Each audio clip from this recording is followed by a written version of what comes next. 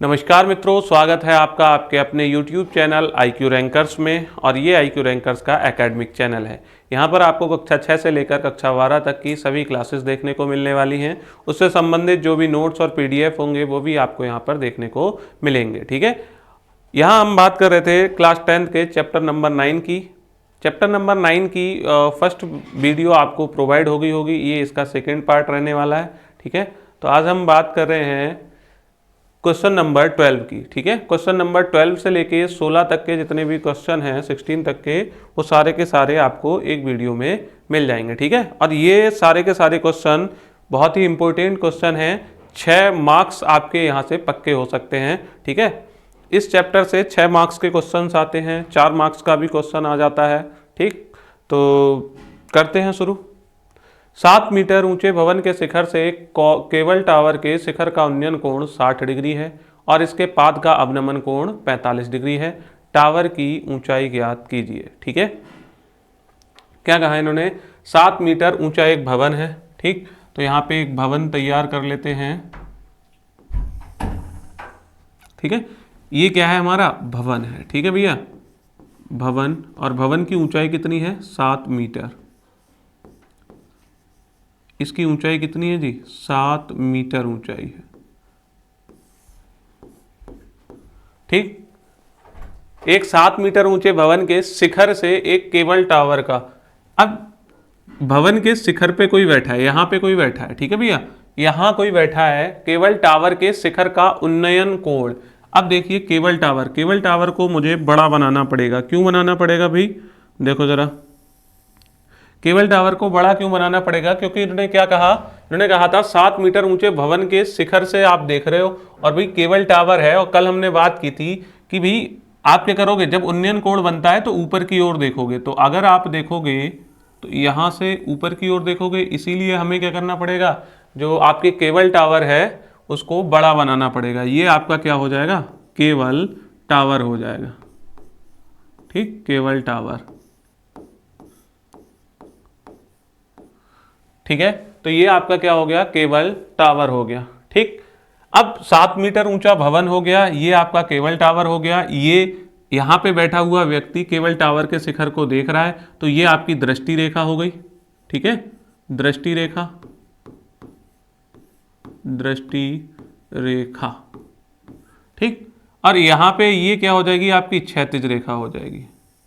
तो दृष्टि रेखा और क्षैतिज रेखा के बीच में जो कोण बनता है वो आपका क्या हो जाएगा? उन्नयन कोण। अगर आप नीचे से ऊपर की ओर देख रहे हो तो यहाँ पे कितनी वैल्यू आ रही है? उन्नयन कोण कितना बताया इन्होंने? 60 डिग्री बताया है। ठीक है, कितना बताया है? 60 डिग्री बताया है। ठीक, अब इसके बाद अगर हम बात करें यहाँ से, बोले और इसके पाद का अवनमन कोण कितना है? 45। ये केबल टावर है, इसका शीर्ष तो ये रहा, ये क्या हो गया? पाद बिंदु। पाद का मतलब क्या होता है? संस्कृत में कल भी बताया था, पाद का मतलब होता है पैर। ठीक, तो इसके जो पाद बिंदु का अवनमन कोण कितना है? 45 डिग्री है। ठीक है, कितना है?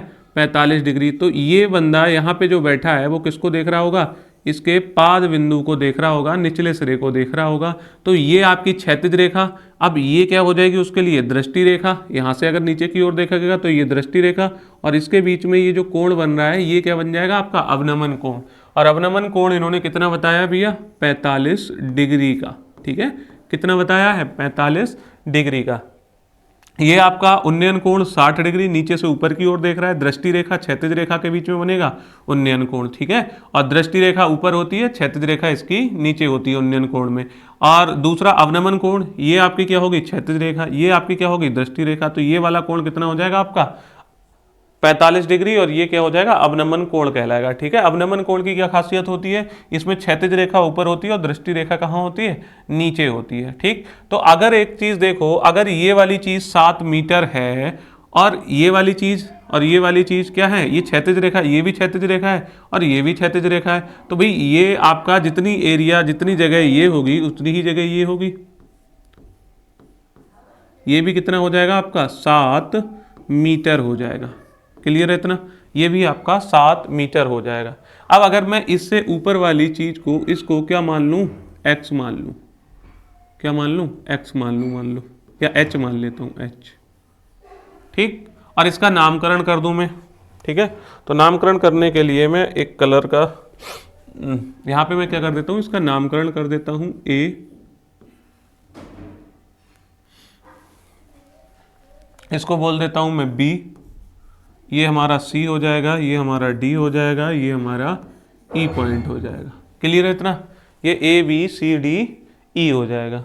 ठीक, ये डायग्राम हमारा बन गया। ठीक है, अगर आप डायग्राम बना सकते हैं तो उसके बाद क्वेश्चन बहुत आसानी से हो जाएगा। ठीक है, तो देखो करना कैसे है।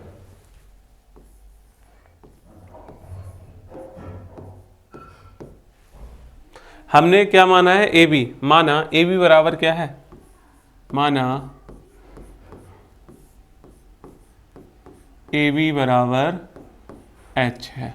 ठीक, हमें क्या निकालना है, टावर की ऊंचाई, टावर की ऊंचाई हमें निकालनी है।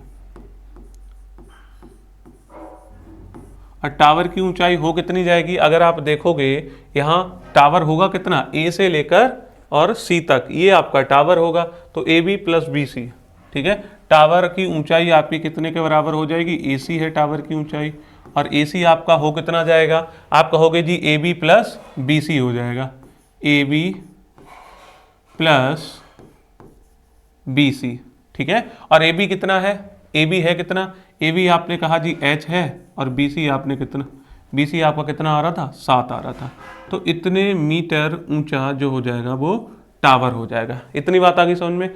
टावर की ऊंचाई हम कैसे निकालेंगे, ए बी की वैल्यू निकालेंगे, बी सी की वैल्यू निकालेंगे और उनको जोड़ देंगे। ठीक, अब अगर देखो यहाँ पे देखोगे तो ये चीज़ कितनी है, 45 डिग्री। ठीक, ये चीज़ कितनी है, 45 डिग्री। ये वाली क्षैतिज रेखा है, ये आपकी क्या है, क्षैतिज रेखा है, मतलब एक क्षैतिज रेखा ये जा रही है, एक क्षैतिज रेखा ये जा रही है। ठीक, तो क्षैतिज रेखा के क्या होती है, पैरेलल हो जाएगी। भाई दोनों क्षैतिज रेखाएं हैं तो एक दूसरे के समांतर ही होंगी। चलो अगर ऐसे नहीं समझ आ रहा, एक हमारी ये सीधी, हमने क्या किया था, भवन बनाया था, भवन बिल्कुल सीधा होगा, मतलब यहाँ पे जो एंगल बनेगा वो भी 90 डिग्री, यहाँ पे जो एंगल बनेगा वो भी 90 डिग्री। ठीक है, तो ये आपकी समांतर रेखाएं हैं और ये आपकी क्या हो गई, तिर्यक रेखा हो गई। तो समांतर रेखाएं और ये हो गई आपकी तिर्यक रेखा। तो ये अगर आप इन दोनों को जोड़ोगे, ये भी 90 ये भी 90, तो इन दोनों का योग कितना आ रहा है, 180 आ रहा है। ठीक है, तो 180 आ रहा है। अगर आपको जो समांतर रेखा के मतलब जो समांतर रेखाएं तिर्यक रेखा दे रखी हो, तो जो तिर्यक रेखा है, तिर्यक रेखा के एक ही ओर के ये क्या है, अंतःकोण है, और तिर्यक रेखा के एक ही ओर के अंतःकोणों का योग अगर 180 डिग्री होता है तो वो रेखाएं आपकी क्या होती हैं, पैरेलल होती हैं। तो ये रेखाएं हमारी समांतर रेखाएं हो गई। ठीक, इसीलिए हमने कहा था ये वाली डिस्टेंस जितनी है उतनी ही ये हो जाएगी। ठीक है, पहली बात तो ये रही। दूसरी चीज, अगर आप देखो यहाँ पे और यहाँ पे ये पैरेलल है और एक तिर्यक रेखा आपकी ऐसे भी जा रही है, ये लाइन जा रही है, ये लाइन जा रही है, और ये वाली चीज ऐसे करके जा रही है। ठीक है, और यहाँ पे हमने लिखा है 45 डिग्री, ये कितना लिखा है, 45 डिग्री। ठीक है, जब ये 45 डिग्री है तो ये वाला भी तो 45 डिग्री हो जाएगा। मतलब कहने का क्या हो गया जी भाई, 45 डिग्री आपका ये वाला कोण भी हो जाएगा। बोले क्यों, क्योंकि ये क्या बन रहे हैं, एकांतर कोण बन रहे हैं। ठीक है, एकांतर कोण की पहचान बताते हैं कि भाई ये पैरेलल लाइन, ये पैरेलल लाइन, और इस तरीके से आपकी क्या बन रहा है, ये वाली चीज ऐसे करके जा रही होगी, ये दो समांतर रेखाएं हो गई, और ये आपकी क्या हो गई, एक त्रियक रेखा हो गई। तो त्रियक रेखा ये वाला जो कोण बनेगा ना, ये वाला, ठीक है, जेड बनाता है। क्या बनाएंगे आपके, ये जेड, जेड बनता है तो आपका क्या होता है, ये एकांतर कोण होता है। ये आपकी क्या है, ये आपकी, और ये दोनों समांतर रेखाएं, ये आपकी तिर्यक रेखा, और इस तरीके से अगर जो जेड बनाएंगे तो वो क्या बन जाते हैं, आपके एकांतर कोण होते हैं। क्लियर है इतना? ठीक है, तो आप ये वाला कोण 45 है तो ये वाला कोण भी क्या हो जाएगा, 45 हो जाएगा। ठीक है, तो इससे अब हम आसानी से क्वेश्चन को सॉल्व कर सकते हैं। ठीक है, दूसरी चीज हमारी, एक और चीज हम यहाँ पे समझ सकते हैं कि भाई जितनी बीई है, जितनी इसकी दूरी है, इतनी ही सीडी होगी। बीई और सीडी क्या हो जाएगी, आपकी बराबर हो जाएगी। ठीक है, तो देखो अब हमारे पास क्या है, हमारे पास एक त्रिभुज ए बी ई है जो समकोण त्रिभुज है या नहीं, त्रिभुज ए बी ई में। तो हम चलते हैं सबसे पहले त्रिभुज ए बी ई में। यहाँ पे लिखेंगे त्रिभुज ए बी ई में, त्रिभुज ए बी ई में चलते हैं। ठीक है, त्रिभुज ए बी ई में ही क्यों जा रहे हैं, क्योंकि हमें यहाँ से देखो एच दे रखा है और यहाँ पे ये वाली चीज़ हमको दे रखी है, आधार हम यहाँ से निकाल लेंगे, जितना ये होगा उतना ही ये वाली चीज़ हो जाएगी। ठीक है, तो अगर हम बात करें यहाँ पे हमारा कौन सा त्रिकोणमितीय अनुपात लगेगा, तो उसको अगर हम चेक करें त्रिकोणमितीय अनुपात हमारा कौन सा लगेगा, अगर हम इस बात को चेक करना चाहें तो कैसे पता करते हैं, यहाँ पे लिख लेते हैं लाल बटे कक्का। ठीक है, क्या लिख लेते हैं, लाल बटे कक्का, ये वाली चीज हमने लिख दी। लाल बटे कक्का लिखा, तो एक बात बताओ, यहाँ पे ये इस एंगल के हिसाब से ये क्या है, लंब है, और ये क्या है आपका आधार, ये लंब है और नीचे आपका ये क्या है आधार, तो लंब बटा आधार ये साइन कॉस, ये क्या हो जाएगा भैया, tan हो जाएगा। तो हम इसमें देखो कल भी हमने कई सारे क्वेश्चन किए थे, तब भी हमने बताया था कि त्रिभुज ए बी ई में आपका क्या लगेगा, tan 60 लग जाएगा। ठीक है, तो tan 60 बराबर क्या हो जाएगा, tan 60 बराबर आपका क्या हो जाएगा, A B upon B E, A B upon B E. ठीक है, हमने क्या किया, सबसे पहले ये वाला त्रिभुज लिया, त्रिभुज ए बी ई, इसमें क्या लगाया tan 60, tan 60 बराबर क्या होता है आपका लंब बटे आधार। ठीक है, लंब बटे आधार, तो लंब आपका क्या हो गया, ए बी हो गया, आधार आपका क्या हो गया, बी ई। ए बी आपका कितना है भैया, ए बी आपका है एच, ए बी आपने कितना मान रखा है एच, तो इसको एच लिख लेते हैं और बी ई की जगह पे बी ई लिख लेते हैं। tan 60 की वैल्यू अगर हमने बात की, tan 60 आपका कितना है √3, और √3 इंटू ये चीज कितनी हो जाएगी, बी ई। ठीक है, बी ई बराबर क्या हो जाएगा, एच के बराबर हो जाएगा। ठीक है, अगर आप चाहो तो बी ई को एक्स मान के भी कर सकते हो, फिलहाल हम इतना ये वाली चीज हमने कर ली है। ठीक है, तो इसको हम बोल देते हैं समीकरण नंबर 1। इतने में कोई दिक्कत, यहां तक तो कोई प्रॉब्लम नहीं होनी चाहिए। ठीक है, अब हम चलते हैं, अब देखो एक त्रिभुज हमारा बन रहा है ये वाला, अवनमन कोण वाले को हमने छोड़ सकते हैं यहीं पे ही, हम पहले इस वाले त्रिभुज को क्या करेंगे, इस वाले त्रिभुज को ले लेंगे। ये वाले त्रिभुज से भी सॉल्व हो जाएगा क्वेश्चन, अगर हम इस वाले त्रिभुज से करें सॉल्व, उससे भी हो जाएगा। फिलहाल हमें क्या करना है, इस वाले त्रिभुज से सॉल्व करना है। ठीक है, तो हम इस वाले त्रिभुज को ले लेते हैं, ये वाला त्रिभुज कौन सा त्रिभुज हो जाएगा, त्रिभुज डी सी ई में, या फिर हाँ चलो त्रिभुज क्या हो जाएगा, त्रिभुज डी सी ई में, डी सी ई में। अगर हम त्रिभुज डी सी ई में बात करें तो त्रिभुज डी सी ई में क्या करते हैं, tan 45 लग जाएगा। देखो tan 45 क्यों लग जाएगा, ये इसके सामने लंब हो जाएगा, ये इसके सामने क्या हो जाएगा, आधार हो जाएगा। ठीक है, क्या हो जाएगा, ये आपका लंब है और ये वाली चीज क्या हो जाएगी, आपकी आधार हो जाएगी। ठीक है, तो त्रिभुज डी ई सी में आप क्या करोगे, tan 45 डिग्री किसके बराबर हो जाएगा, tan 45 आपका हो जाएगा D E upon C D. ठीक है, D E upon C D के बराबर हो जाएगा। डी ई कितना है जी, डी ई आपका है 7 और सी डी आपको निकालना है। ठीक, सी डी आपको क्या है, निकालना है। tan 45 की वैल्यू कितनी हो जाएगी, 7 अपॉन सी डी। अच्छा अब देखो, चूंकि सी डी किसके बराबर हो जाएगी, ये जो सी डी है वो किसके बराबर हो जाएगी, बी ई के बराबर। तो हम इस सी डी को यहाँ सी डी की जगह पे हम क्या लिख देते हैं, सी डी की जगह पे हम लिख देते हैं बी ई। क्यों लिख देते हैं, क्योंकि जो सी डी है वो किसके बराबर है, हमारी बी ई के बराबर है। क्लियर है इतना, ये वाली बात समझ आ गई। तो बी ई एकम क्या हो जाएगा आपका, बी ई हो जाएगा, और बी ई की वैल्यू कितनी हो जाएगी आपकी, 7 हो जाएगी। बी ई की वैल्यू कितनी हो जाएगी, बी ई आपका कितना आ जाएगा, 7 सेंटीमीटर आ जाएगा, 7 मीटर आ जाएगा। ठीक है, बी ई जो है वो आपका कितना आ जाएगा, 7 मीटर हो जाएगा। तो हमको बी ई की वैल्यू थोड़ी निकालनी थी, हमको क्या निकालनी थी, ये आप अभी आपने क्या निकाल दिया, बी ई, या बी ई किसके बराबर है, सी डी के। जब सी डी आपका 7 मीटर आ गया तो बी ई भी आपका कितना हो गया, 7 मीटर हो गया। और हमको क्या निकालना था, हमको निकालनी है ये बिल्डिंग। ठीक है, तो उससे पहले हमें एच की वैल्यू निकालनी पड़ेगी। तो एच की वैल्यू निकालने के लिए आपको क्या करना पड़ेगा, यहाँ पे इसमें एच में बी ई का मान रख देना है। ठीक है,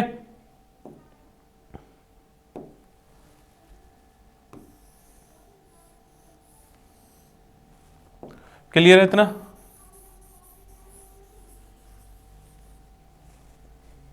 हम क्या करेंगे, चूंकि h बराबर आपका क्या है, h बराबर जो है वो आपका है, h बराबर क्या है, B E into root three या root three into B E, ठीक है। और root three into B E की जगह पे मैं कितना रख दूंगा, बी ई हमारा कितना आया था 7, तो बी ई की वैल्यू कितनी आ गई थी भैया, 7√3 मीटर आ गई। और हमको बी ई की वैल्यू थोड़ी चाहिए थी, हमको तो टावर की ऊंचाई चाहिए थी, और टावर की ऊंचाई कितनी आ रही है, आपको निकालना है ए सी, ठीक है। टावर की ऊंचाई आपको निकालनी है, तो टावर की ऊंचाई, तो टावर की ऊंचाई आपकी कितनी हो जाएगी, टावर की ऊंचाई आपको बोले ये आपकी एसी है, तो एसी जो है A B plus B C के बराबर, A B plus B C के बराबर। ए बी आपका कितना था भैया, एच था, प्लस कितना हो जाएगा 7 हो जाएगा। एच की जगह पे आप कितना रख दोगे, 7√3 प्लस 7, ठीक है। तो अब यहाँ से 7 आपका कॉमन आ जाएगा, तो कितना बच जाएगा, √3 प्लस 1 मीटर, ठीक है। तो आपका जो टावर है, टावर कितना ऊंचा होगा, टावर की ऊंचाई जो आ जाएगी वो आपकी आ जाएगी 7√3 प्लस 1, ठीक है। कितना आ जाएगा, 7√3 प्लस 1। क्लियर है इतना, ठीक है। उम्मीद है ये क्वेश्चन आपको समझ आ गया होगा। एक बार कोशिश करना, और अगर ना समझ आए तो इसको एक बार फिर से देख लेना, और ये क्वेश्चन आप आसानी से कर सकते हो, ठीक है। तो चलते हैं क्वेश्चन नंबर 13 की तरफ। क्वेश्चन नंबर 13 में क्या है, समुद्र तल से 75 मीटर ऊंची लाइट हाउस के शिखर से देखने पर दो समुद्री जहाजों के अवनमन कोण क्रमशः 30 डिग्री और 45 डिग्री है, ठीक है। सबसे पहले अगर हम लाइट हाउस की बात करें तो लाइट हाउस आपका क्या होता है, यहां से मान लो ये क्या होती है, एक समुद्र के बीच में क्या होगी, एक ऊंची सी बिल्डिंग होती है जहां पे क्या होती है आपकी लाइट वगैरह लगी रहती है। तो वो किसके लिए लगी होती है, जहाजों को, जहाजों पर नजर रखने के लिए, ठीक है। तो इन्होंने क्या कहा कि समुद्र तल से 75 मीटर ऊंची लाइट हाउस, इसकी ऊंचाई कितनी है 75 मीटर। ये क्या है आपके समुद्र तल से 75 मीटर ऊंची लाइट हाउस के शिखर से देखने पर, अगर कोई बंदा यहां बैठा है और यहां से देख रहा है, शिखर से देखने पर दो समुद्री जहाजों के अवनमन कोण 30 डिग्री और 45 डिग्री है। मान लो एक जहाज आपको यहाँ पे मिलेगा और एक जहाज आपको यहाँ पे देखने को मिलेगा, तो भाई आप क्या करोगे, इस चीज़ को ऐसे करके मिला दोगे, ठीक है। अब ऐसे करके देख रहा होगा, और यहाँ पे ये तो हो गई दोनों की दोनों दृष्टि रेखा, मतलब एक कोण यहाँ पे बन रहा होगा, ये वाले कोण बन रहे होंगे, और हमारा एक्चुअल कोण कहाँ पे बन रहा है भैया, अवनमन कोण यहाँ पे, ठीक है। ये हमारी क्षैतिज रेखा हो जाएगी, ये हमारी क्या हो जाएगी, क्षैतिज रेखा,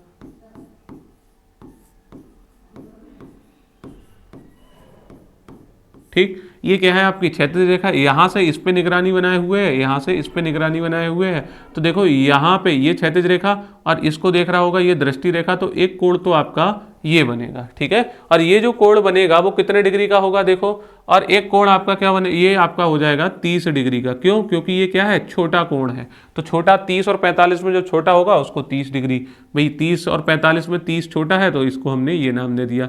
दूसरा कोण क्या है, ये क्षैतिज रेखा है, ये दूसरा जहाज है हमारा, ये वाला जहाज कौन सा है, दूसरा वाला जहाज है। तो इस जहाज को देखेंगे तो यहाँ क्षैतिज रेखा और ये आपकी दृष्टि रेखा, यहाँ से इतना बड़ा ये कोण बनेगा, और ये कितने डिग्री का बन जाएगा आपका 45 डिग्री का कोण बन जाएगा, ठीक है। ये कितने डिग्री का बन जाएगा 45 डिग्री का। अब अगर हम देखें, अभी हमने पिछले उसमें भी किया था, ये आपकी एक लाइन जा रही है, ये भी क्षैतिज रेखा है और ये भी क्षैतिज रेखा है, ठीक। और ये आपकी क्या है, एक बिल्डिंग है लाइट हाउस वाली बिल्डिंग, यहाँ पे ये 90 डिग्री का एंगल बनेगा, यहाँ पे भी ये 90 डिग्री का एंगल बनेगा। तो ये अगर दो समांतर रेखाओं से एक त्रियक रेखा जा रही है, तो त्रियक रेखा के एक ही ओर के अंतःकोण हो जाएंगे, और उनको अगर हम जोड़ेंगे तो कितना आ जाएगा, 90 और 90 180 डिग्री आ जाएगा, ठीक है। ये समकोण बन जाएगा, ये भी, और दो समकोणों का योग कितना होता है 180 होता है। क्लियर है इतना। तो ये वाली लाइन हमने बता दी कि भाई ये क्या है, पैरेलल है, और पैरेलल लाइन है। तो एक बात बताइए ये आपका कितने डिग्री का एंगल है, 30 डिग्री का, तो ये वाला भी कितना हो जाएगा 30 डिग्री का। क्यों? एकांतर कोण हो जाएंगे। ये बना रहा है जेड या नहीं, देखो जेड बन रहा है। और ऐसे ही अगर हम देखें एक जेड आपका ये बन रहा है, तो ये भी कितना हो जाएगा आपका 45 डिग्री का। आपको एक चीज़ और याद रखनी है क्या, कि जो उन्नयन कोण और अवनमन कोण होंगे ना, वो लगभग क्या है, वो लगभग क्या, वो बराबर होते हैं। जैसे 30 यहाँ पे था, यहाँ पे भी 30 है, यहाँ 45 था, तो यहाँ पे 45 ही आ रहा है। ठीक है, तो क्षैतिज रेखा ये हो गई, ये 75 मीटर ऊंचा लाइट हाउस हो गया। इसका अगर हम नामकरण कर दें, इसको हमने कह दिया ए बोल दिया, इसको हमने बी बोल दिया, इसको हमने सी, और इसको हमने क्या बोल दिया, डी बोल दिया। ठीक है, तो इसको सॉल्व करते हैं। कैसे सॉल्व करेंगे, आइए देखते हैं। ठीक है, क्या करने वाले हैं, समुद्र तल से 75 मीटर ऊंची लाइट हाउस के शिखर से देखने पर दो समुद्री जहाजों के अवनमन कोण 30 डिग्री और 45 डिग्री हैं। यदि लाइट हाउस के एक ही ओर जहाज दूसरे जहाज के ठीक पीछे हो, एक ही ओर हैं और आगे पीछे हैं, दो जहाजों के बीच की दूरी ज्ञात कीजिए। हमें इनके बीच की दूरी ज्ञात करनी है, मतलब जो सी है और डी, यहाँ से सी और डी के बीच की दूरी हमें ज्ञात करनी है। ठीक है, इसकी दूरी, ये दूरी ज्ञात करनी है। ठीक, अगर आप चाहो तो इनको भी कुछ मान लो, सी डी को x मान सकते हो, बी सी को y मान सकते हो, या फिर ऐसे ही कर सकते हो। तो फिलहाल हम ऐसे ही चल रहे हैं। देखो इसमें दो त्रिभुज बन रहे हैं। एक त्रिभुज आपका क्या बन रहा है, ए बी सी, एक ये वाला त्रिभुज बन रहा है ए बी सी समकोण त्रिभुज, और दूसरा त्रिभुज कौन सा बन रहा है, ए बी डी। ये एक त्रिभुज आपका ये बन रहा है ए बी डी। तो हम इन दोनों त्रिभुजों में बात कर लेते हैं। त्रिभुज ए बी सी से आप देखो, त्रिभुज ए बी सी में अगर आप देखोगे ना, त्रिभुज ए बी सी, इसमें एक कोण दे रखा है 45 डिग्री और एक साइड दे रखी है, तो हम दूसरी साइड को आसानी से निकाल सकते हैं। ठीक है, तो इसमें क्या लगेगा आपका tan 45। तो यहाँ पे मैं लिख रहा हूं त्रिभुज ए बी सी में, ठीक है, त्रिभुज ए बी सी में क्या हो जाएगा, त्रिभुज ए बी सी में क्या हो जाएगा आपका tan 45 डिग्री हो जाएगा जी, tan 45 डिग्री हो जाएगा। tan ही क्यों लग रहा है, क्योंकि हमको पता है एक तो हमें लंब दे रखा है और हमको आधार निकालना है, तो लंब बटे आधार tan ही तो लगेगा। लंब कितना है भैया, 75 है, या फिर ए सी, ए बी लिख दो, ए बी, और आधार कितना है, आधार आपका हो जाएगा बी सी। ठीक है, आधार आपका क्या हो जाएगा, बी सी। tan 45 का मान 1 होता है। ए बी की जगह पे आप कितना लिख दोगे, 75 डिग्री लिख दोगे, सॉरी 75 डिग्री नहीं, मीटर। और BC की जगह पे आप कितना लिख दोगे, BC को BC ही लिखे रहने देना है, तो BC एकम VC हो जाएगा और आपका आ जाएगा BC 75 मीटर आ जाएगा। ठीक है भैया, BC की वैल्यू आपने निकाल दी, मतलब ये वाली डिस्टेंस तो आपको पता चल चुकी है कि ये वाली चीज़ कितनी है, 75 मीटर है। ठीक है, ये वाली चीज़ हमको पता चल गई। अब हमको क्या निकालना है, अब हमको CD की वैल्यू निकालनी है। तो CD किस में आ रहा है, एक बड़े वाले त्रिभुज में आ रहा है। वैसे तो देखो एक त्रिभुज ये भी बन रहा है, लेकिन ये त्रिभुज क्या समकोण त्रिभुज है, नहीं है। हमें क्या लेना है, समकोण त्रिभुज। तो त्रिभुज ABD में, ठीक है, त्रिभुज ABD में, तो हम यहाँ पे क्या लिखेंगे, अब चलते हैं त्रिभुज ABD में। त्रिभुज ABD की अगर हम बात करते हैं, त्रिभुज ABD, ए बी और डी, त्रिभुज ए बी डी में आपका क्या हो जाएगा, tan 30। ठीक है, इसमें क्या लग जाएगा जी, tan 30, और tan 30 किसके बराबर हो जाएगा, आप कहेंगे जी tan 30 जो होता है, tan 30 आपका हो जाएगा लंब बटे आधार के बराबर। ठीक है, A B upon B D के बराबर। ठीक है, tan 30 किसके बराबर हो जाएगा भैया, A B upon B D के बराबर हो जाएगा। ठीक है, tan 30 की वैल्यू कितनी हो जाएगी, 1/√3 हो जाएगा। ए बी की वैल्यू कितनी हो जाएगी, ए बी की वैल्यू आपकी 75 हो जाएगी। बी डी की वैल्यू कितनी हो जाएगी, बी डी आपका क्या हो जाएगा भैया, बी सी और प्लस सी डी के बराबर हो जाएगा। ठीक है, अब B C plus C D एक के साथ गुणा करा लेगा, तो बोले B C plus C D, ये तिरछी गुणा करा के इधर आ जाएगा, B C plus C D एक के साथ गुणा कराएगा और ये 75√3 के बराबर हो जाएगा। ये किसके बराबर हो जाएगा, 75√3। ठीक है, 75√3 से गुणा करा लेगा। हमको क्या निकालना था, सी डी निकालना था। बी सी की वैल्यू आप यहाँ से रख सकते हो, बी सी बराबर कितना है, 75, तो बी सी की जगह पे आपको कितना रख देना है भैया, 75 रख देना है, प्लस सी डी बराबर 75√3। ठीक है, और पूछेंगे ये, अगर इन्हें बता देना कि भाई जो BC है ना, BC हमने अभी निकाला था कितना है, 75 मीटर। क्लियर है इतना? तो सी डी की वैल्यू हमको निकालनी थी, तो सी डी यहीं रहने दो, ये जो नंबर है उधर चला जाएगा, इधर प्लस का है, उधर जाके क्या हो जाएगा माइनस का। तो 75√3 माइनस का 75 हो जाएगा।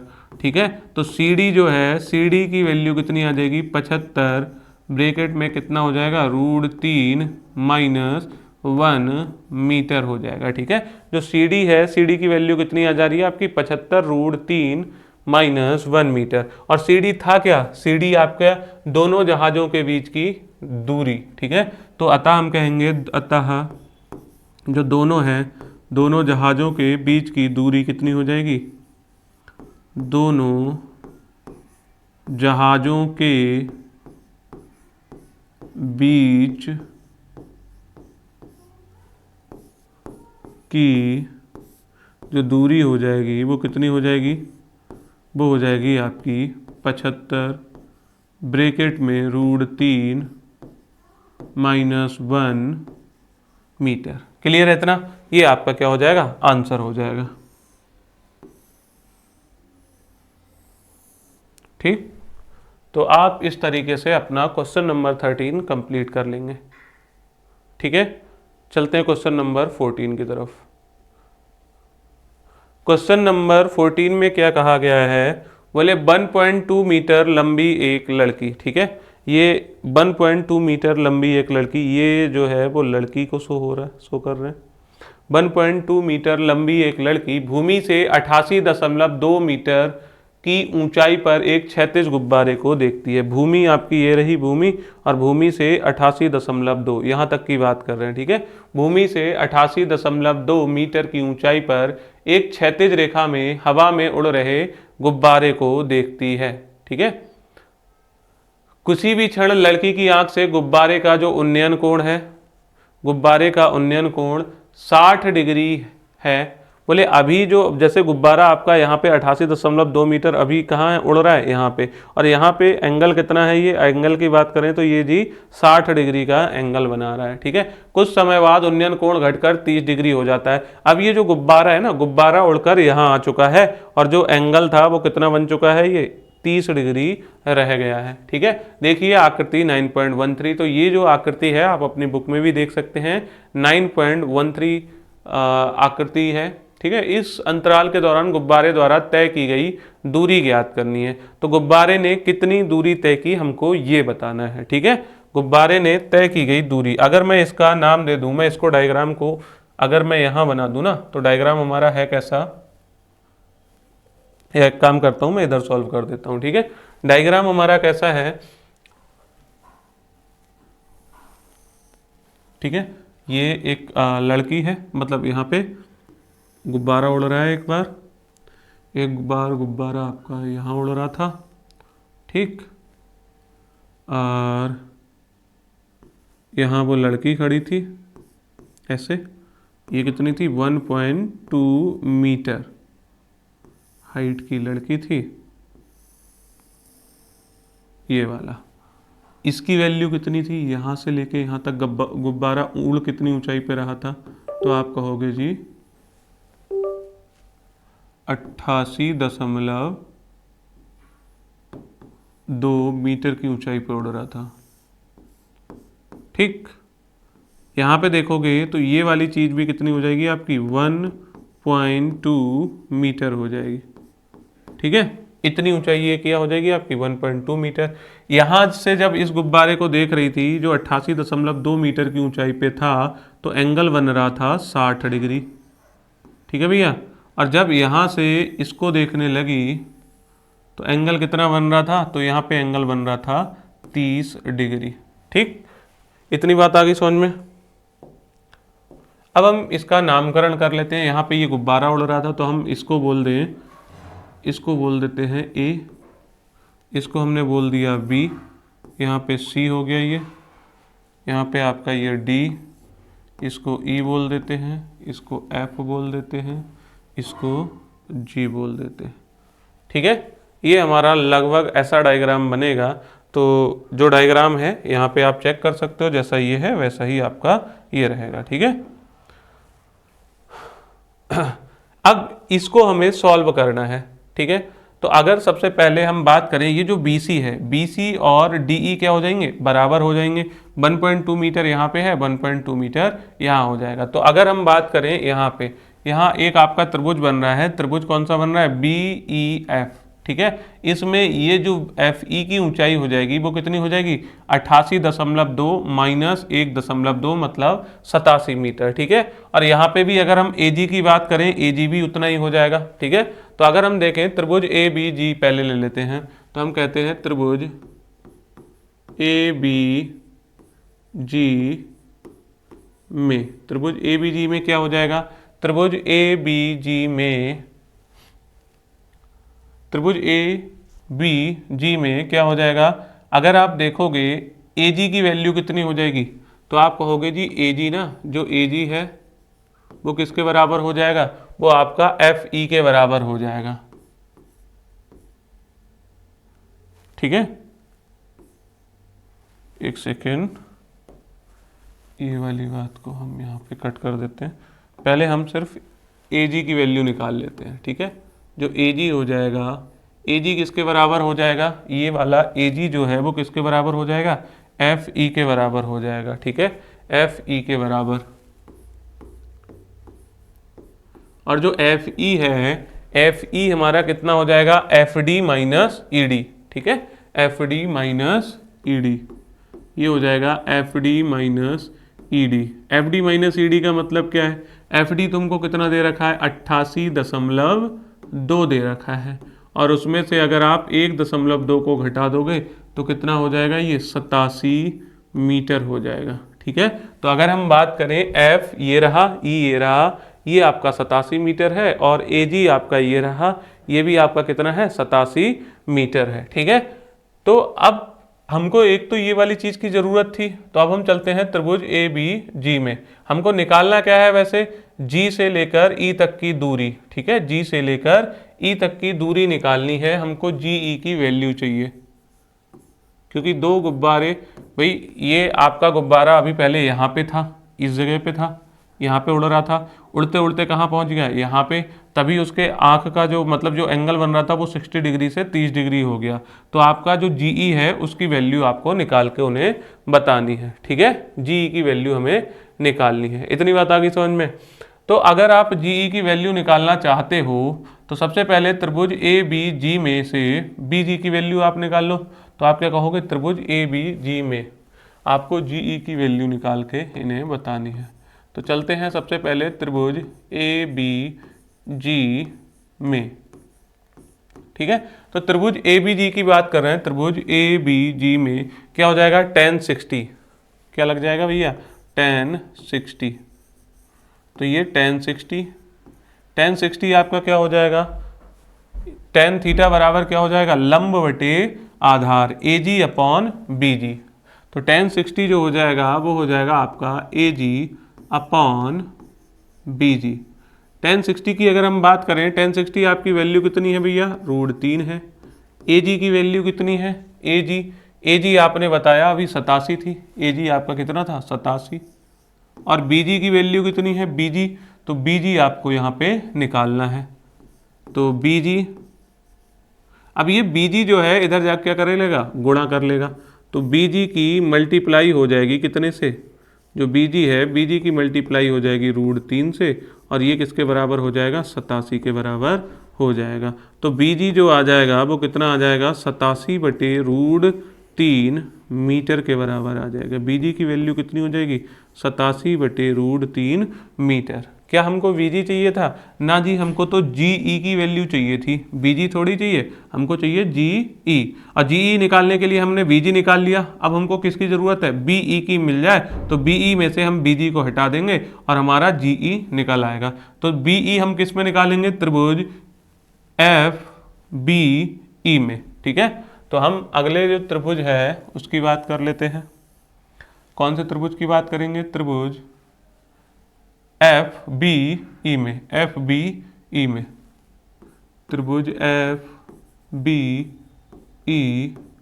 में, त्रिभुज FBE में क्या हो जाएगा, त्रिभुज FBE में आपका हो जाएगा tan 30, ठीक है। क्यों लगेगा tan 30, क्योंकि हमको एक तो लंब हमको गिवन है और आधार हमको निकालना है। तो लंब बटे आधार जब भी होगा तो tan 30 लग जाएगा, और लंब आपका कितना है, FE है, कितना हो जाएगा, FE या EF, और आधार आपका क्या हो जाएगा, VE हो जाएगा, BE। tan 30 की वैल्यू की अगर हम बात करें तो कितना हो जाएगा, 1/√3, और ये कितना हो जाएगा, FE अपॉन BE। BE की 1 से गुणा होगी तो BE, और FE की √3 से गुणा होगा। FE की वैल्यू रख देते हैं, FE हमने निकाला था, FE हमारा 87 था, तो यहाँ पे 87 और रूट कितना हो जाएगा, 3 मीटर। ये हमने क्या निकाल लिया, BE की वैल्यू निकाल ली। ठीक है, अब BE की वैल्यू आ गई हमारी, हमको निकालना क्या था, हमको EG निकालना था, EG। अगर आप देखोगे EG क्या है, EG आपका ये है EG।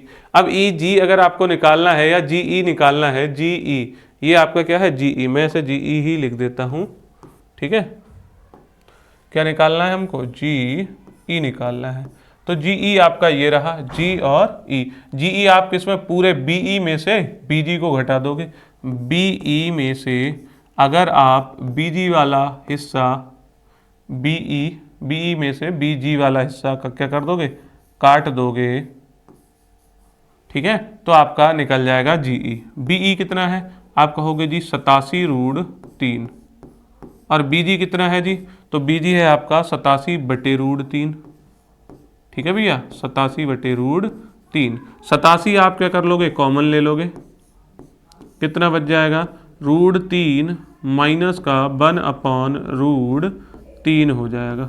ठीक है, √3 की √3 से गुणा हो जाएगी, 3 हो जाएगा या नहीं हो जाएगा, 87, 3 माइनस 1 बटे कितना हो जाएगा, √3 हो जाएगा। ठीक है, और 87 गुणा 3 में से 1 जाएगा, 2 बटे कितना हो जाएगा, √3। √3 को हम नीचे नहीं लिखते तो हम क्या करते हैं, √3 ऊपर और √3 नीचे क्या कर देंगे, इसका परिमेयकरण कर देंगे। ठीक है, अगर हम देखें तो ये कितना हो जाएगा, 87 गुणा 2 बटे कितना हो जाएगा, गुणे √3 है, और नीचे आपका कितना आ जाएगा, 3 आ जाएगा, और 3 से अगर आप इसको कट करोगे तो 29 बार आ जाएगा, 29 की 2 से गुणा करोगे तो आपका आंसर कितना आ जाएगा, 58√3 मीटर। ठीक है, तो दोनों गुब्बारों के बीच की जो दूरी थी वो कितनी आ गई, 58√3 मीटर आ जाएगी। ठीक है भैया, 58√3 मीटर। ठीक, तो ये आपका सॉल्यूशन रहा क्वेश्चन नंबर 14 का। ठीक, मैं इसको हटा दूं, तो ये अगर दोनों दौरान गुब्बारे ने कितनी दूरी तय की, तो गुब्बारे ने 58√3 मीटर की दूरी तय कर ली। ठीक है, क्वेश्चन नंबर 14 उम्मीद है आपको समझ आ गया होगा। ठीक, चलते हैं हम अपने नेक्स्ट क्वेश्चन की तरफ।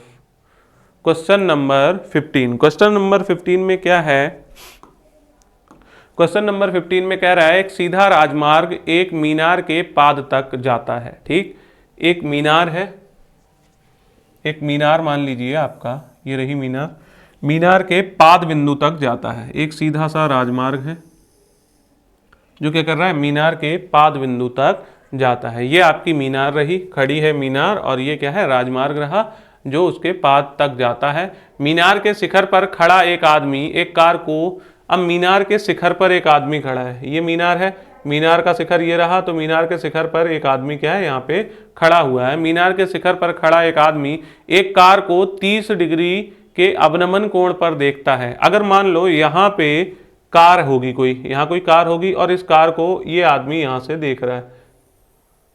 ठीक, यहाँ थोड़ी आगे आ गई कार को थोड़ा पीछे ले आते हैं, ये रहेगी। ठीक है, यहाँ पे वो कार को देख रहा है, तो 30 डिग्री का अवनमन कोण वो पाता है। अवनमन कोण कहाँ पे बनेगा भाई, ये क्या है आपकी दृष्टि रेखा, और ये आपकी क्या बन जाएगी, क्षैतिज रेखा।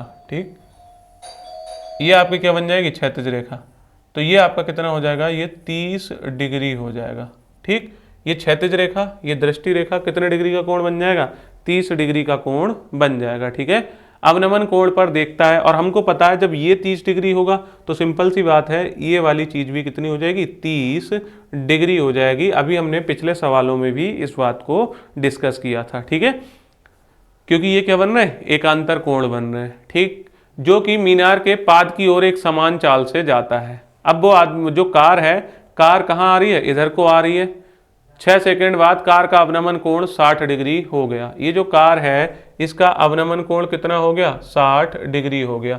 30 डिग्री था अवनमन कोण, अब कितना बन गया, 60 डिग्री। अवनमन कोण होता क्या है जी, अवनमन कोण ये होता है, ये आपका 60 डिग्री हो गया, ठीक। ये आपकी क्या होगी, क्षैतिज रेखा, ये आपकी क्या होगी, दृष्टि रेखा। तो क्या बन जाएगा, ये आपका अवनमन कोण। अब ये आपका क्या हो गया, यहाँ पे देखो ये वाली चीज भी कितनी हो जाएगी, 60 डिग्री, क्योंकि यहाँ पे भी क्या बन रहा है, जेड बन रहा है, मतलब क्या है, एकांतर कोण है। क्लियर है इतना।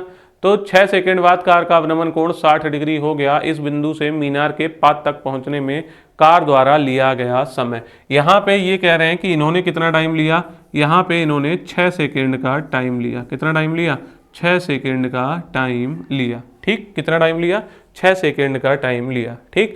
यहाँ से यहाँ तक हमें क्या बताना है, हमें यहाँ से यहाँ तक कितना टाइम लगा यही चीज बतानी है, ठीक। हमको क्या बताना है, टाइम। अब देखो अभी तक जितने भी हमने सवाल किए उसमें उन्होंने क्या पूछा था कि भैया डिस्टेंस बताओ, डिस्टेंस बताओ, डिस्टेंस बताओ। अब ये क्या कह रहे हैं, अब ये कह रहे हैं कि भाई ये क्या है, टाइम है, ठीक।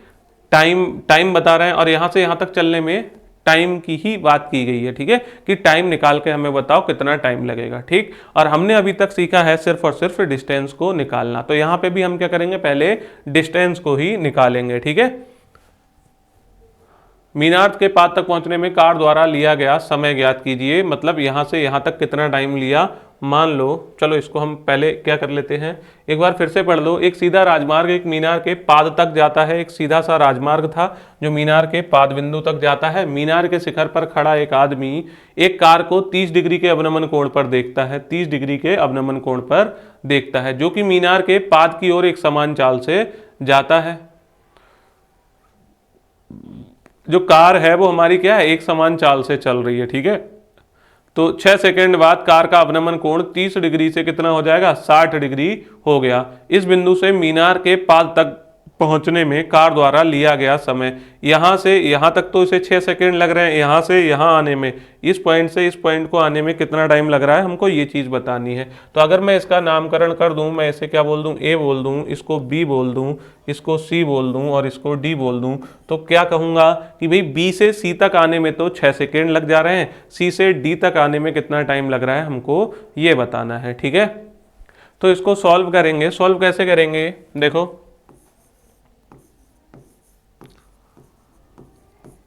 क्या करना है हमको। सबसे पहले इन्होंने क्या कहा इन्होंने कहा कि भी देखो माना कार की चाल को मान लेते हैं, ठीक है। माना जो कार है, कार एक कांस्टेंट स्पीड से चल रही है, ठीक है। तो कार की चाल जो है उसको कितना मान लेते हैं, x मीटर पर सेकेंड मान लेते हैं। क्या मान लेंगे, क्योंकि सेकेंड में बात चल रही है, तो x मीटर पर सेकेंड। क्या मतलब हुआ इसका, एक सेकेंड में कार कितनी जा रही है, x मीटर जा रही है, ठीक है, x मीटर जा रही है, ठीक। यहाँ पे इसने कार ने B से C तक जाने में कितना टाइम लिया है, 6 सेकेंड। तो हम इसको डिस्टेंस में चेंज कर लेते हैं, क्योंकि हम क्या है, हमने ट्रिग्नोमेट्री में सिर्फ डिस्टेंस की या दूरी की बात की है, हाइट निकाली है, कभी कभी दो मतलब नहर की चौड़ाई निकाली है, ये चीज़ें निकाली हैं, टाइम नहीं निकाला। तो पहले हम इसको क्या कर लेंगे, हमको देखो कार की स्पीड तो पता चल गई है, स्पीड हमने मान ली है। तो कार की स्पीड से हम क्या करते हैं, यहाँ बी सी दूर कितना है, बी से जो पॉइंट सी है वो कितना दूर है, वो हम निकालना चाह रहे हैं, ठीक। तो अगर हम यहाँ पे देखें कार की चाल, ठीक है, यहाँ पे अगर जो पहले जो टाइम ले रहा है ना, बी सी तक चलने में लगा समय, चलने में जो लगा समय है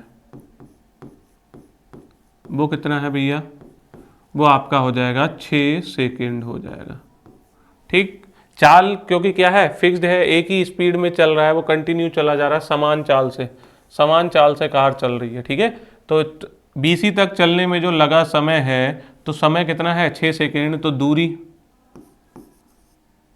BC, दूरी कितनी हो जाएगी, BC हो कितना जाएगा, BC बराबर क्या होता है, जो दूरी है, दूरी बराबर क्या होता है, BC आपकी क्या है, यहाँ पे मैं इसको इस तरीके से लिख देता हूँ, दूरी, दूरी बराबर क्या हो जाएगा, चाल गुणा समय। दूरी बराबर क्या हो जाएगा, चाल गुणा समय। ठीक, चाल कितनी है, तो बोले चाल जो है भैया x है, समय कितना है 6 है, तो कितना हो जाएगा, ये 6x हो जाएगा। 6x ये क्या होगा, मीटर हो जाएगा, 6x मीटर हो जाएगा। क्लियर है इतना। यहाँ से यहाँ तक की दूरी हमने निकाल ली, वो कितनी आई, B से C तक की दूरी, तो B से C तक की दूरी जो आ गई वो कितनी आ गई, 6x आ गई। क्लियर है इतना। ये हमारा टाइम था और ये हमारी क्या हो गई, दूरी हो गई। ठीक है, ये 6x दूरी हो गई। ये क्या है आपका, CD है। CD आपको क्या करना है, ये भी आपको दूरी ही निकालनी है। तो सबसे पहले अब हम चलते हैं ट्रिग्नोमेट्रिक, मतलब यहाँ पे त्रिभुज ACD में, किस में चलना है, त्रिभुज ACD में। ठीक, तो त्रिभुज ACD में हम क्या कर रहे हैं, त्रिभुज ACD से CD की वैल्यू निकाल लेते हैं। आप अगर देखोगे त्रिभुज ACD में आप क्या करोगे, CD की वैल्यू निकाल लोगे, और त्रिभुज ABD में भी CD की वैल्यू निकाल लोगे। इसको आपने क्या कहा, इसको मान लो H। ठीक, तो मैं क्या करता हूं, त्रिभुज ACD में चलते हैं पहले। त्रिभुज ACD में, त्रिभुज ACD में, त्रिभुज ACD में क्या हो जाएगा, त्रिभुज ACD में आपका हो जाएगा tan 60। tan 60 की वैल्यू कितनी हो जाएगी, H अपॉन CD हो जाएगी। ठीक है, या फिर AD upon CD, AD upon CD। AD की वैल्यू कितनी है, H है, CD को हमने CD ही लिखे रहने दो अभी। ठीक, tan 60 की वैल्यू कितनी हो जाएगी जी, √3 हो जाएगी। CD इधर आके गुणा कर देगा, तो √3 CD बराबर कितना हो जाएगा, H। ठीक, अभी फिलहाल हम यही कर लेते हैं, H की ही वैल्यू निकाल लेते हैं। चलो, समीकरण नंबर 1 बन जाएगी आपकी। ठीक है, नेक्स्ट चलते हैं, अब लेते हैं त्रिभुज ABD में।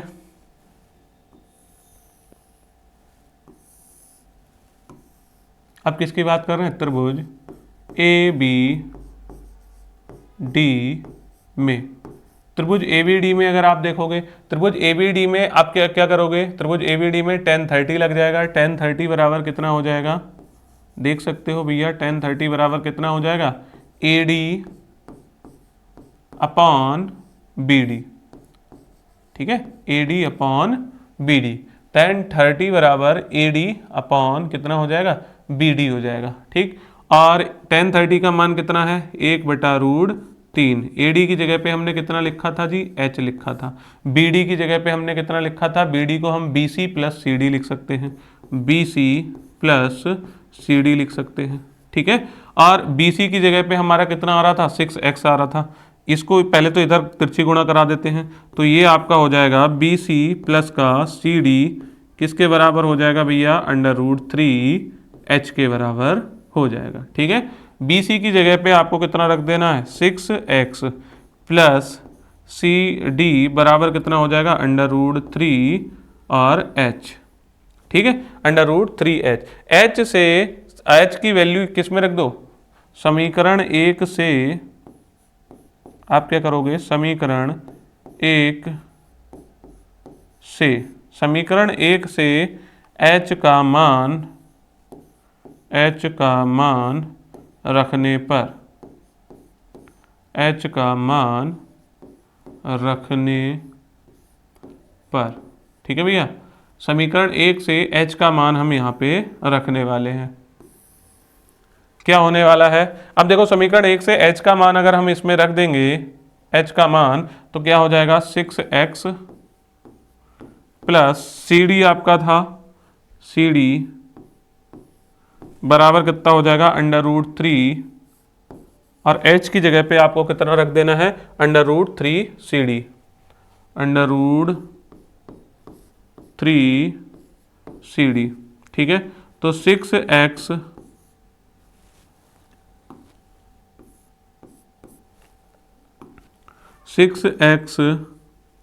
बराबर कितना हो जाएगा, 3CD माइनस का CD हो जाएगा, कितना बच जाएगा जी, 2CD बच जाएगा। 2CD यहाँ पे कितना बच जाएगा, 6x। ये 2 इधर जाके क्या करेगा, भाग करेगा। 6x को अगर आप 2 से भाग कर दोगे तो CD की वैल्यू आ जाएगी, और 2 3 कितना हो जाएगा, 6। तो 3x किसका आ जाएगा, CD की वैल्यू। और ये CD की वैल्यू क्या है, ये डिस्टेंस निकल के आई है, ना कि टाइम निकल के आया है। तो CD बराबर हमको कितना मिल गया, 3x बराबर आपको CD मिल गया। ठीक है, 3x बराबर क्या हो गया आपका, CD हो गया। अब हमें क्या करना था, अगली चीज थी 3x बराबर CD की वैल्यू आपने निकाल दी। ये आपका क्या था, CD था, CD की वैल्यू आपने निकाल दी। अब CD आपका 3x था, CD क्या है आपकी डिस्टेंस, तो दूरी बराबर हमें क्या निकालना था, समय निकालना था। तो समय बराबर क्या हो जाएगा,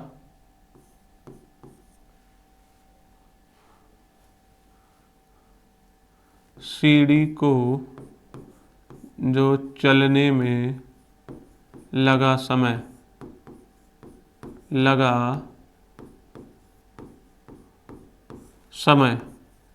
समय कितना हो जाएगा, समय बराबर क्या होता है, दूरी बटा चाल। दूरी आपकी हो जाएगी CD, और चाल आपने निकाली थी कितनी, x मानी थी स्टार्टिंग में, x। ठीक है, तो CD आपका कितना है, वो आपका जी 3x है, बटे x हो जाएगा। इस x से x हो जाएगा कैंसल आउट, तो कितना बचेगा जी, 3 सेकेंड बच जाएगा। ठीक है, ये आपका CD जो था, ये जो CD था वो था 3x मीटर के बराबर। कितना था, 3x मीटर, ये 3x मीटर था। ठीक है, और यहाँ पे हमने जो CD की वैल्यू ये क्या निकाला है, टाइम निकाला, और टाइम आपका क्या आएगा, सेकेंड में। ठीक है, तो मीटर पर सेकेंड था, तो ये इस तरीके से आपका क्या निकल जाएगा, टाइम निकल जाएगा। CD की वैल्यू आप निकाल लेंगे। ठीक है, क्वेश्चन नंबर 15, उम्मीद है आपको ये क्वेश्चन समझ आ गया होगा। ठीक, नेक्स्ट क्वेश्चन चलते हैं, क्वेश्चन नंबर 16। इसमें क्या है, मीनार के आधार से और एक सरल रेखा में 4 मीटर और 9 मीटर की दूरी पर स्थित दो बिंदुओं से मीनार के शिखर का उन्नयन कोण पूरक कोण है। ठीक, मीनार के आधार से और एक सरल रेखा में, ये मीनार है, मीनार के आधार से और एक सरल रेखा में 4 मीटर और 9 मीटर की दूरी पर स्थित। भाई देखो, मान लो ये आपका मीनार है और मीनार का आधार ये रहा, इसकी सरल रेखा में एक बिंदु है वो 4 मीटर की दूरी पे है, और नेक्स्ट जो बिंदु है वो कितनी दूरी पे है, 9 मीटर की दूरी पर। ठीक, मतलब अगर हमसे कहा देखा जाए तो ये कह रहे हैं कि भाई ये वाला जो पॉइंट है ना, ये आपको मिलेगा 4 मीटर की दूरी पे, और यहाँ से थोड़ा और आगे निकल आओगे ये वाला, तो ये वाला जो पॉइंट है वो आपका 9 मीटर की दूरी पर है। ठीक है, 9 मीटर की दूरी पर है, सरल रेखा में 4 मीटर 9। दो बिंदुओं से मीनार के शिखर का उन्नयन कोण, जो मीनार का शिखर है इसका उन्नयन कोण की बात कर रहे हैं, तो उन्नयन कोण का मतलब नीचे से देख रहा होगा कोई, और नीचे से अगर देख रहा होगा तो ये वाला कोण, और यहाँ से नीचे से देख रहा होगा तो ये दोनों के दोनों कोण कैसे बनेंगे, उन्नयन कोण बनेंगे। क्यों बनेंगे, क्योंकि ये दृष्टि रेखा, ये क्षैतिज रेखा, और दृष्टि रेखा और क्षैतिज रेखा के बीच ही आपका कोण बनता है। और उन्नयन कोण कब बनता है, जब क्षैतिज रेखा आपकी कहाँ हो, नीचे हो, दृष्टि रेखा के नीचे होती है क्षैतिज रेखा, तो आपका उन्नयन कोण बनता है। क्लियर है इतना। तो इन्होंने क्या कहा था कि भी दोनों के दोनों कोण कैसे हैं, पूरक कोण। तो हमको सबसे पहले क्या पता होना चाहिए, पूरक कोण के बारे में भी पता होना चाहिए।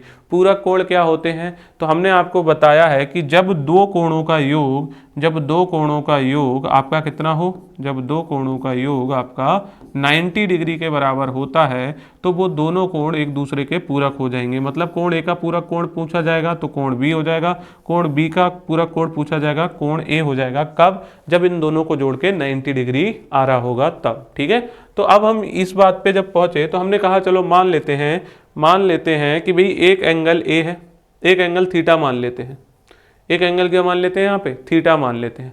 अगर ये एंगल थीटा है, तो ये वाला एंगल कितना हो जाएगा जी, 90 माइनस थीटा हो जाएगा। क्यों हो जाएगा जी, देखो अगर हमने इसको 30 माना होता, कितना माना होता, 30 माना होता, थीटा बराबर कितना होता 30, तो हम इसको क्या निकालते, 90 माइनस 30 ही तो निकालते। 90 में से 30 जाएगा 60 बचेगा, और 30 और 60 जोड़ोगे तो कितना आ जाएगा 90। तो एक दूसरे के पूरक कोण हो जाएंगे या नहीं हो जाएंगे। क्लियर है इतना। देखो थीटा एक बार फिर से समझ लो, यहाँ पे हमने क्या लिखा, हमने कहा कि भाई थीटा की जगह पे अगर आप 30 लिखते हो ठीक, तो हम कहेंगे इसमें कितना जोड़ा जाए कि आंसर आपका 90 आ जाए। तो आप कैसे निकालोगे, इस वाले कोण को ही तो निकालना है। इसको मान लो मैंने x मान लिया, तो x बराबर आपका कितना हो जाएगा, 90 माइनस 30 हो जाएगा या नहीं। 90 माइनस 30 कितना आ जाएगा, 60। ठीक है, तो x यहाँ पे हमने थीटा लिखा था, यहाँ पे अब मैं थीटा लिख देता हूँ।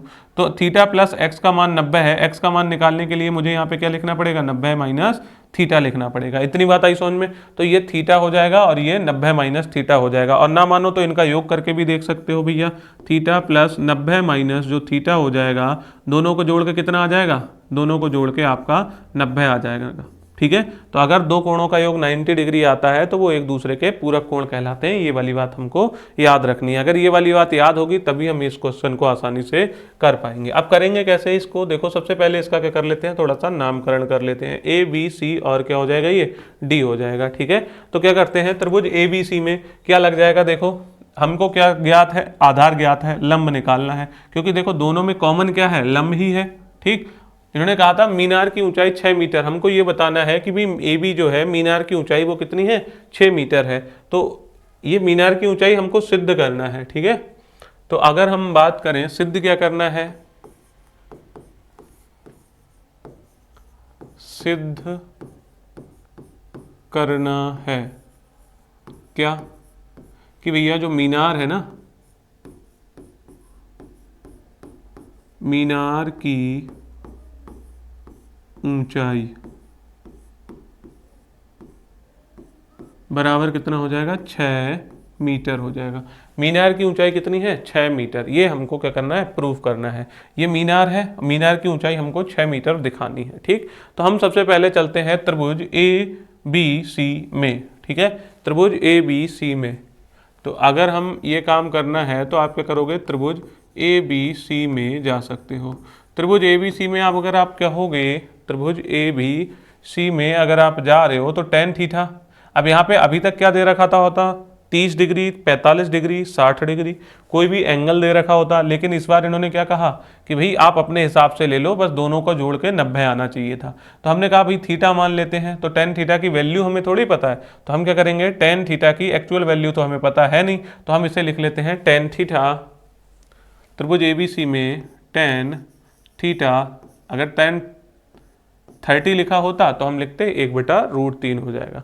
ठीक है, त्रिभुज एबीसी में टेन थीटा बराबर क्या हो जाएगा, लंब बटे आधार हो जाएगा, A B upon B C हो जाएगा। और ए बी को मैं क्या मान लेता हूं, चलो ए बी अपॉन क्या हो जाएगा, ये जो बी सी है, बी सी कितना है आपका, 4 मीटर है। ठीक, बी सी कितना है आपका, 4। ठीक, तो टेन थीटा बराबर आपका ये आ गया। इसको आप समीकरण नंबर 1, क्योंकि आगे सॉल्व कर नहीं सकते तो इसको यहीं पे छोड़ देते हैं टेन थीटा, क्योंकि थीटा का मान आप निकालने में सक्षम हो नहीं। ठीक है, तो त्रिभुज ए बी डी, एक और समकोण त्रिभुज बन रहा है, त्रिभुज ए बी डी में चले जाते हैं। ठीक है, त्रिभुज ए बी डी में, त्रिभुज ए बी डी में, त्रिभुज ए बी डी में क्या करने वाले हैं, त्रिभुज ए बी डी में, ये रहा आपका त्रिभुज ए बी डी में। तो ए बी डी में आप क्या करने वाले हैं, टेन, यहां पे भी टेन लगेगा।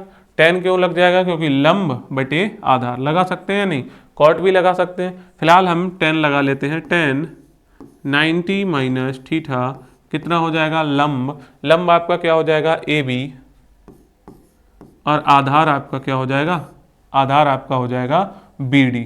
ठीक है, आधार आपका कितना हो जाएगा, बी डी। ठीक, टेन 90 माइनस थीटा को आप क्या लिख सकते हो, आपको याद होगा टेन 90 माइनस थीटा किसके बराबर होता है, कॉट थीटा के बराबर। ठीक है, और यहाँ पे ये आपका क्या हो जाएगा, ए बी, और बी डी की वैल्यू कितनी है आपकी, 9 है। ठीक, तो उसकी वैल्यू समीकरण नंबर 1 और समीकरण नंबर 2। ठीक, अगर आप क्या करें, समीकरण 1 की मल्टीप्लाई करा दें समीकरण 2 से। ठीक है, समीकरण 1 की मल्टीप्लाई करा दें किससे, समीकरण 2 से, तो आप क्या कहोगे कि भैया टेन थीटा की मल्टीप्लाई आप किससे कराना चाह रहे हैं, यहाँ पे टेन थीटा दे रखा है, यहाँ पे कितना है, कॉट थीटा, यहाँ पे मैं कॉट थीटा लिख देता हूँ। ठीक, क्या हो जाएगा जी, ए बी बटे 4 हो जाएगा, ए बी बटे 4 हो जाएगा, मल्टीप्लाई करेगा ए बी बटे 9 से, कितना हो जाएगा जी, ए बी बटे 9 से। ठीक, अब देखो टेन थीटा बराबर क्या होता है, यहां से मैं इसको आगे सॉल्व कर देता हूं। टेन थीटा की वैल्यू कितनी होती है जी, 1 अपॉन कॉट थीटा होती है। वैसे भी जब आपको मैंने फॉर्मूले पढ़ाए थे, मैंने कहा था टेन थीटा और कॉट थीटा जब गुणा करेंगे तो कितना आता है, 1 आता है। कैसे आएगा वो चीज़ अब फिर देख लो। यहाँ पे कॉट थीटा को कॉट थीटा ही रहने देते हैं। ठीक, ए बी की ए बी से गुणा हो जाएगी, ए बी का स्क्वायर हो जाएगा, और नीचे 4 और 9 की गुणा होगी तो कितना हो जाएगा, 36 हो जाएगा। ठीक है, टेन थीटा की जगह पे मैंने 1 अपॉन कॉट थीटा लिखा, कॉट थीटा को कॉट थीटा लिखा, ए बी की ए बी से गुणा करा दी, ए बी का स्क्वायर लिख दिया, 4 की 9 से गुणा करा के 36 लिख दिया। इस कॉट थीटा से ये कॉट थीटा कैंसिल हो जाएगा, वैल्यू कितनी आ जाएगी, 1 आ जाएगी। तो ए बी स्क्वायर अपॉन 36 आ जाएगा, 36 आ जाएगा। ठीक है, 36 एकम 36 हो जाएगा, 36 आ जाएगा ए बी स्क्वायर की वैल्यू। ठीक है, ए बी स्क्वायर की वैल्यू कितनी आ जाएगी, 36, और ए बी की वैल्यू कितनी आ जाएगी आपकी, 6 आ जाएगी। ठीक है, वैसे तो आपकी वैल्यू कितनी आनी चाहिए थी, ±6 आनी चाहिए थी, लेकिन जो ऊंचाई है वो कभी भी नेगेटिव में थोड़ी हो जाएगी।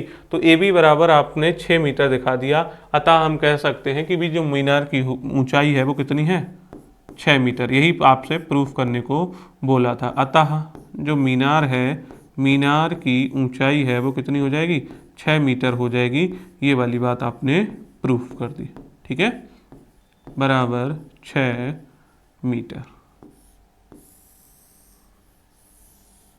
ठीक, तो ये आपका इस तरीके से ये क्वेश्चन भी हो जाएगा। ठीक है, तो हमने एक्सरसाइज 9.1 कंप्लीट कर ली है। ठीक, हमने जो भी प्रयास किए उम्मीद है आपको पसंद आए होंगे। ठीक है, आपको बेहतर बनाने के लिए हम छोटे छोटे प्रयास जो कर रहे हैं, आप उन्हें क्या कर सकते हैं, अगर आप उन्हें आपको ये अच्छा लगता है, आपको ये जो प्रयास हम कर रहे हैं वो पसंद आते हैं, तो आप हमारे चैनल को सब्सक्राइब कर सकते हैं, वीडियो को लाइक कर सकते हैं, कमेंट कर सकते हैं। ठीक है, जो भी आपको लगता है आप वैसा हमें रिस्पॉन्स कर सकते हैं। ठीक है, मिलते हैं नेक्स्ट वीडियो में, तब तक के लिए बाय।